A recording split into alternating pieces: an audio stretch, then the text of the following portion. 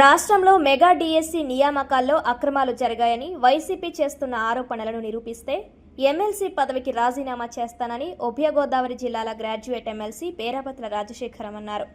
కాకినాడ రూరల్లోని రమణయ్యపేట కార్యాలయంలో ఆయన మాట్లాడుతూ డిఎస్సి నియామక ప్రక్రియ పారదర్శకంగా జరిగిందని స్పష్టం చేశారు. కూటమి ప్రభుత్వానికి వస్తున్న ఆదరణను చూసి వైసీపీ అసత్య ప్రచారాలు చేస్తుందని విమర్శించారు. ఎన్నికల హామీ అమలుకు ప్రభుత్వం కట్టుబడి ఉందని, నిరుద్యోగ వృత్తితో పాటు ఇతర హామీలపై సీఎం నారా చంద్రబాబు నాయుడు త్వరలోనే స్పష్టత ఇస్తారని తెలిపారు. ఇచ్చిన ప్రతి హామీని దశలవారీగా అమలు చేస్తామని రాజశేఖరం పేర్కొన్నారు. కూడా నియామక పత్రాలు ఇవ్వటం, వారు ఆల్రెడీ స్కూల్స్లో జాయిన్ అవ్వటం జరిగింది. సంవత్సర కాలం అయింది. ఇప్పుడు మళ్ళీ దీని మీద ఈ విధమైన అసత్య ఆరోపణలు చేయటం చాలా దురదృష్టకరం. ఎందుకంటే డిఎస్సి స్టూడెంట్స్ అందరూ కూడా మనందరికీ తెలుసు, చాలా దిగువ మధ్యతరగతి ఫ్యామిలీస్ నుంచే ఈ టీచర్స్ వృత్తిలోకి వచ్చారు. అందరూ వాళ్ళు లక్షల రూపాయలు పెట్టి ఉద్యోగాలు కొనుక్కునే స్తోమత ఉంటే వాళ్ళు ఈ ఉద్యోగానికి రారు. వాళ్ళు పదే పదే చెప్పడం జరిగింది. గతంలో కూడా మనం కాకినాడలో ఈ డిఎస్సి మీద సెలెక్ట్ అయిన వాళ్ళందరితో కూడా మనం సుమారు 1000 మంది టీచర్స్తో మీటింగ్ కూడా పెట్టడం జరిగింది. మీ అందరూ అది వచ్చారు. ఆ రోజు అందరూ కూడా చెప్పడం జరిగింది, మేమందరం కూడా సామాన్య మధ్యతరగతి కుటుంబాల నుంచి వచ్చాం.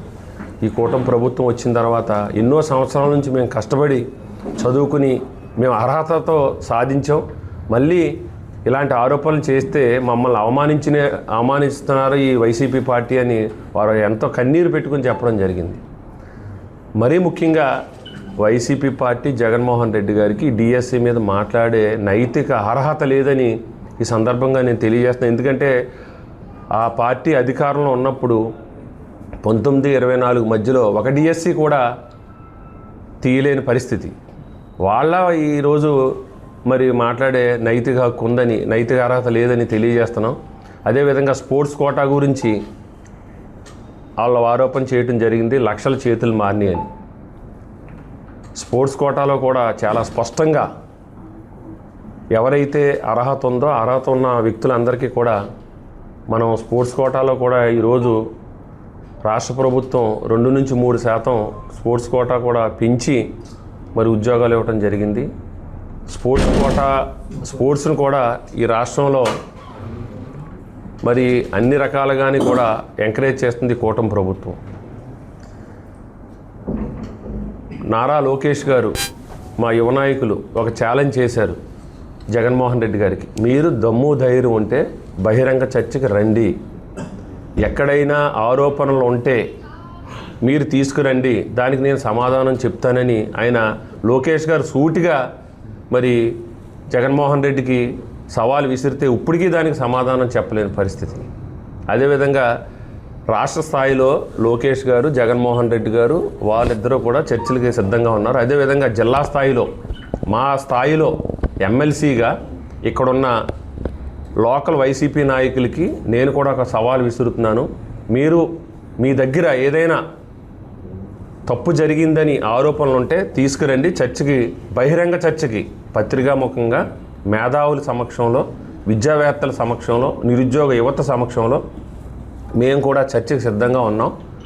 ఎక్కడైనా ఆరోపణ నిజమని నిరూపిస్తే నేను నా స్థాయిలో మీకు సవాల్ విసురుతున్నాను, నా ఎమ్మెల్సీ పదవికి రాజీనామా చేస్తానని ఈ సందర్భంగా తెలియజేస్తున్నాం. ఎందుకంటే ఇక్కడితో ఫుల్ స్టాప్ పెట్టాలనే ఉద్దేశంతోనే ఈ మీడియా సమావేశం ఏర్పాటు చేయడం జరిగింది. ఎందుకంటే యువత ఈరోజు లక్షలాది మంది యువత చదువుకుని మీరు అనుసరించిన, గత ప్రభుత్వం అనుసరించిన విధానాల వల్ల యువతకి ఎక్కడ ఉద్యోగావకాశం లేక చదువుకున్న యువత పక్కదారులు పట్టి గంజాయి మత్తు పదార్థాలకు బానిసలైన పరిస్థితి మనం చూసాం. మళ్ళీ అలాంటి చెడు అలవాట్లకి వెళ్లకుండా మరి గంజాయి విషయంలో కానీ, మత్తు పదార్థాల విషయంలో కానీ, డ్రగ్స్ విషయంలో కానీ ఈ కూటమి ప్రభుత్వం ఉక్కుపాదం మోపడం జరిగింది.